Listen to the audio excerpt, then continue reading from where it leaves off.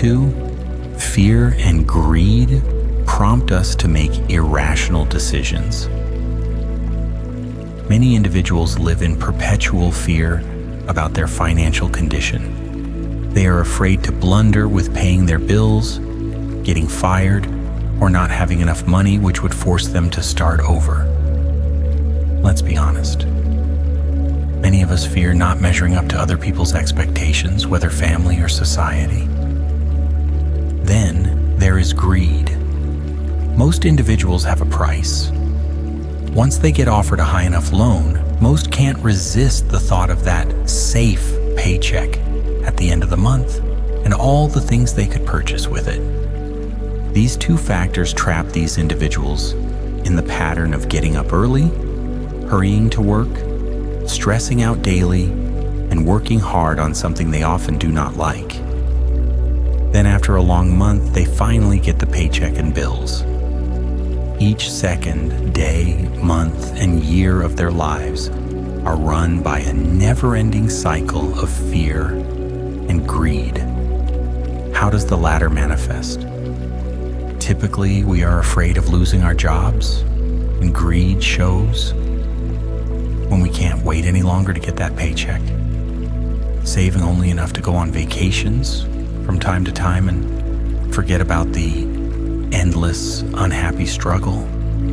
Nevertheless, even if we make money, our greed will try to persuade us that it's still not enough, forcing us to continue the rat race. To realize that we are stuck in the rat race, we need to look at our lives from a third-person perspective. A rat race is a tricky phenomenon. On the one hand, we know what to expect, and no one needs us to make tough or any decisions. On the other, this supposed lack of responsibility doesn't make us happier. We rush to work, scared of being late and getting fired. The more we give into the rat race, the more our brain learns that this is our natural behavior to run after something unattainable endlessly. So, we get the education and pass all exams with flying colors, then go for the job that should pay. However, this conventional path passed down by our predecessors doesn't let us experience financial growth. Greed only dictates raising our living standards, but it doesn't teach us how to do it. Financially ignorant people allow emotions to control their decision-making. The fear of losing money prevents them from investing in assets or stocks because of the risk involved. Greed encourages spending money to improve lifestyle, which is safer than investing in assets.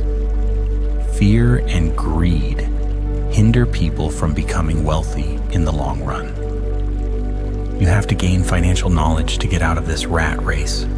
To buy assets, you must learn how they differ from liabilities. Don't worry, you can start slowly. Next time you feel financial fear or greed, pause and write down what's driving that emotion. Ask yourself, is this decision moving me toward assets or liabilities? Key point 3. Self-education is the key to financial success. There needs to be more than talent and a college degree to build wealth. The world is full of poor people with great talents. Financial education, investing, debt, risk, accounting, compound interest, stocks, and many more, is the main factor that creates the gap between the poor and the rich. Sadly, our educational system and school curriculum are not set up for financial literacy. The rate at which high schoolers max out their credit cards these days indicates how leaving investing, savings, debts, compound interest, and much more out of school curriculums affects our mindset. If financial literacy was a school subject, not family wisdom, getting rich would not be an unattainable godsend, but a real pursuit. Lack of financial literacy affects both the young and the old. Both sides of the divide make money decisions. Society has not equipped us with financial literacy, and it is up to you to educate yourself. Whenever you start to work on your financial education is good, but the earlier, the better.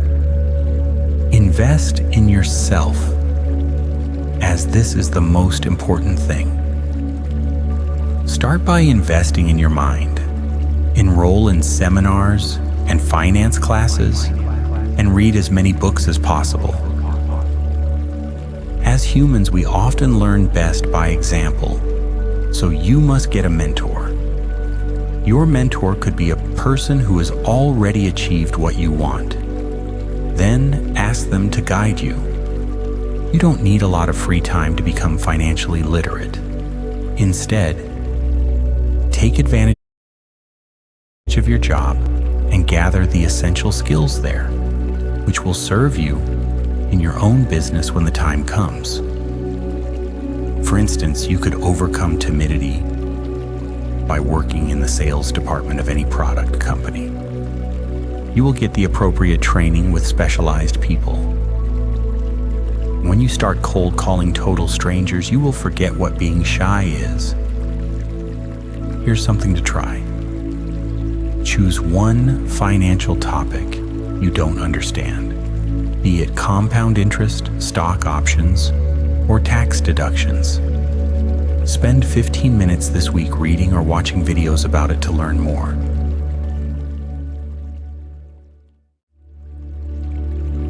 Key point 4.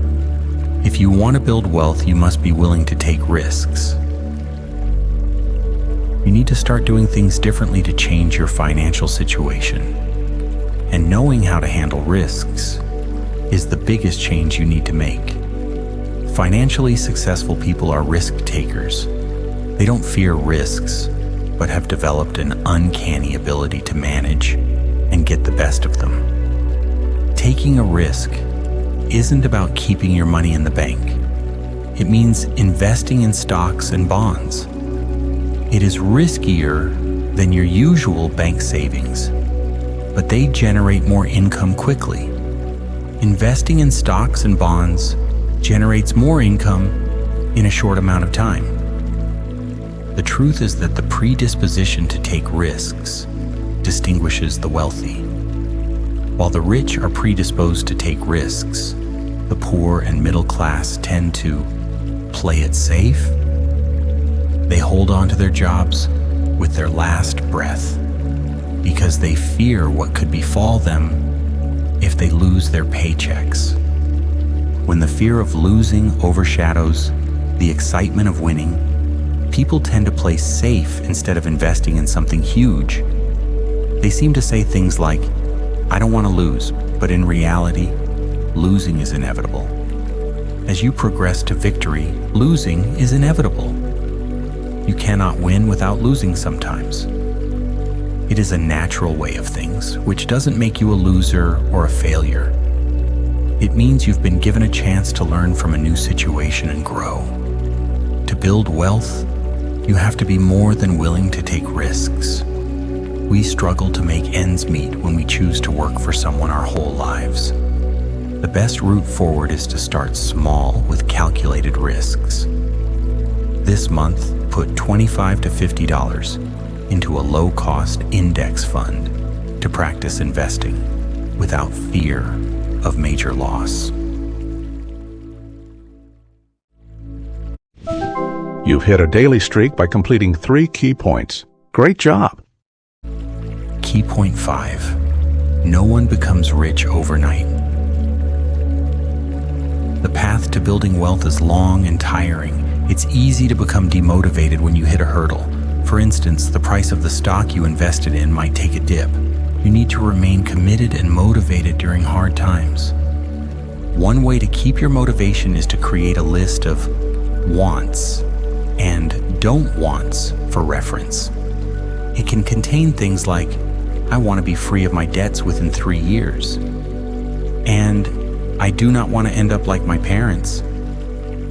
This list will keep you motivated in the face of adversity. Spending money on yourself before settling your bills is another way to stay motivated. It may seem counterintuitive, but you will know precisely how much money you need each month to meet your goals. Working hard for a paycheck and spending the most of it out of greed is the wrong kind of motivation. Don't see this as an opportunity to max out your credit card and plunge yourself into debt up to your eyeballs. Paying yourself first will create extra pressure, which drives you to look for creative ways to make more money. This will also help you develop financial discipline, a quality familiar to all financially successful people. Now let's discuss what an asset is and how it will help you earn more. An asset makes more money for you. Liability gets you no profits, but costs you money. Your house is not an asset. It costs you high property taxes and a lifelong mortgage without generating income. Remember these tips to maximize your wealth. The fundamentally applied knowledge that differentiates the rich from the poor and middle class is that they buy assets. While an asset generates more money for you, a liability is something you pay for. Examples of assets are bonds, mutual funds, businesses, stocks, and anything else, generating income that is appreciated over time and can be readily sold. Investing in assets makes your money work for you by passively generating income. Assets generate more money for you. As your assets cover your expenses, you take the money and reinvest it into new assets, thus generating a compound growth effect. Unfortunately, most people categorize liabilities as assets.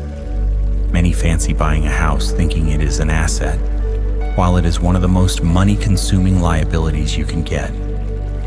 With houses come high property taxes and a lifelong mortgage, and they don't generate income. How about this? List 3 things you currently own and categorize them honestly as assets. Put money in your pocket. Or liabilities. Take money out. Challenge yourself to acquire one small asset this month.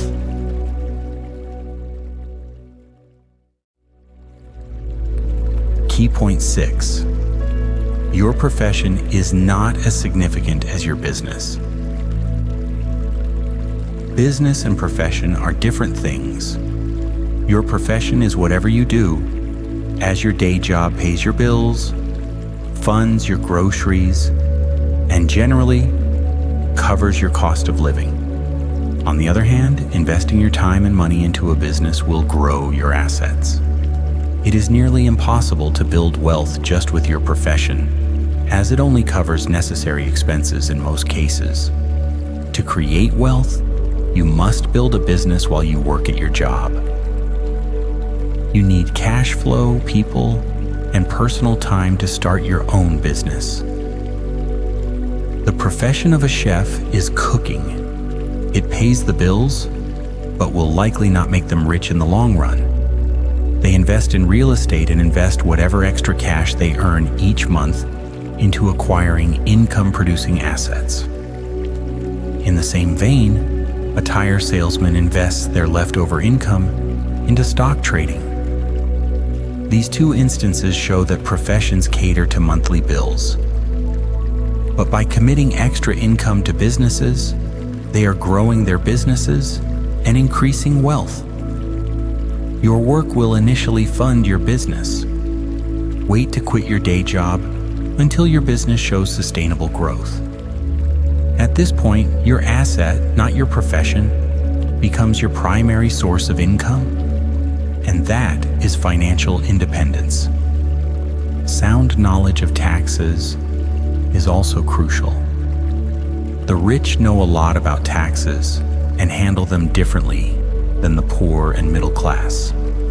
Wealthy people focus all their corporate activities on their assets.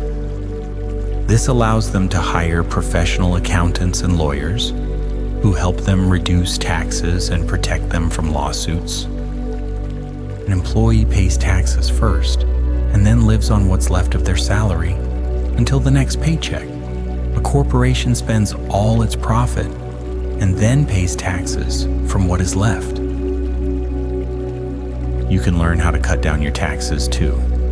To do that, you need to educate yourself on how the tax system works. The more you spend, the less there is left to tax. Thus, you can minimize how much is taken from you. To motivate yourself, brainstorm 3 business ideas. You could start with the skills you already have. Research one this week to understand its income potential.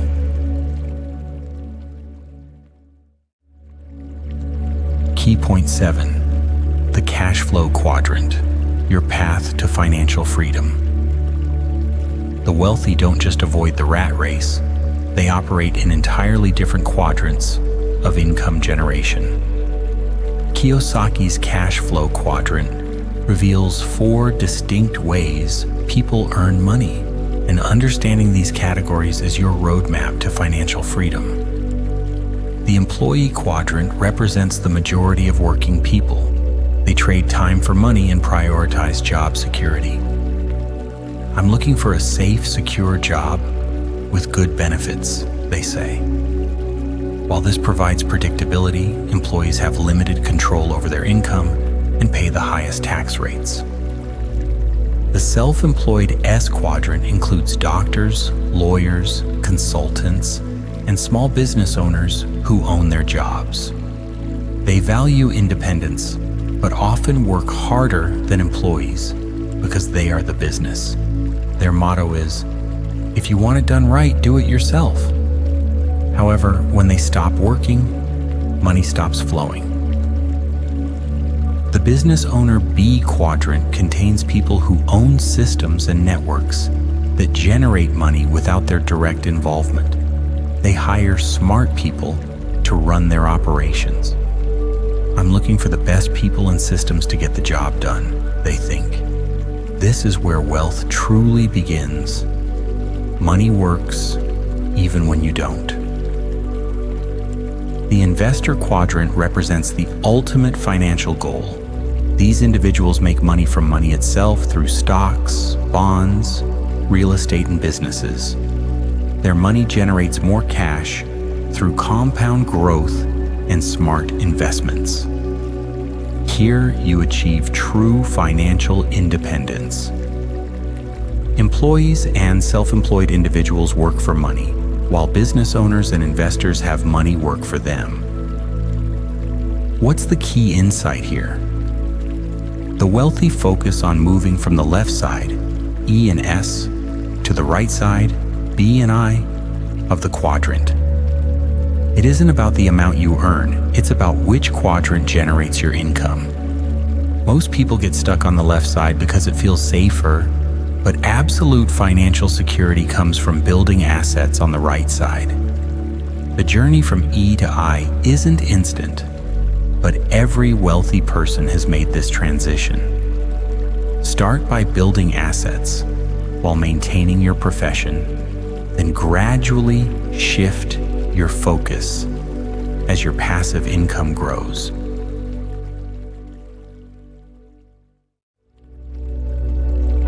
Key point 8, many obstacles can keep you from wealth.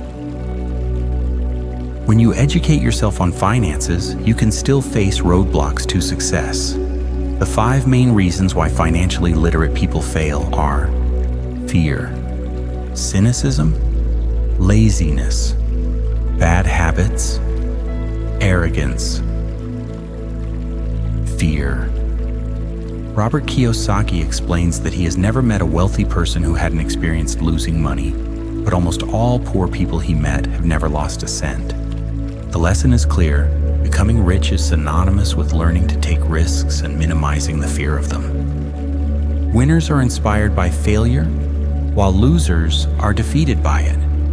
When faced with failure, winners will only work harder. Losers cannot handle losing which is why they give up. Handling failures by learning from them is a secret all winners know, but losers don't. That's why Robert Kiyosaki believes that. Most people struggle financially because they play not to lose instead of playing to win. Cynicism.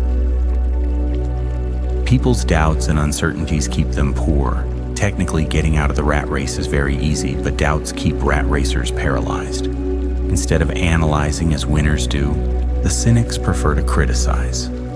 Their critique blinds them from seeing the opportunities.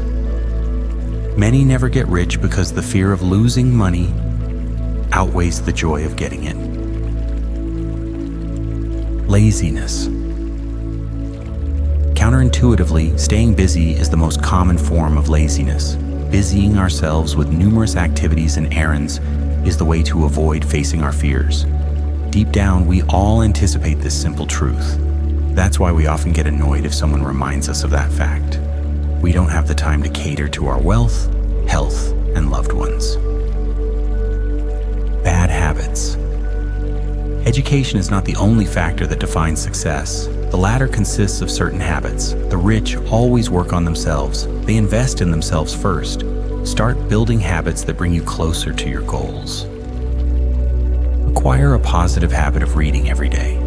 Also, exercise daily to strengthen your physical health. Find the time for the things that matter. Arrogance. Arrogant people often lose money due to their ignorance. They believe that if they don't know something, it is not important. When you start pursuing success, you must make humility a priority. If you are humble enough, you can learn something from each person that crosses your path and every situation you encounter. The phrase, "I can't afford it," turns off your brain, whereas the question, "What do I need to do to afford it?" opens up possibilities, excitement, and dreams. Try this. Identify which of these 5 obstacles might affect you most. Write down 3 specific actions you'll take this month to overcome these problems.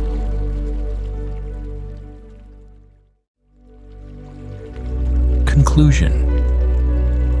Our education system needs to teach financial literacy. So, it's totally up to you to develop yourself. Building wealth will become easier and achievable if you learn to think like the rich and understand how the financial world operates. Never hesitate to invest in developing your mind. Our mind is the most crucial asset. With its help, we can generate great wealth. Many things hold us back in our pursuit of getting rich, and the lack of money is not our worst enemy.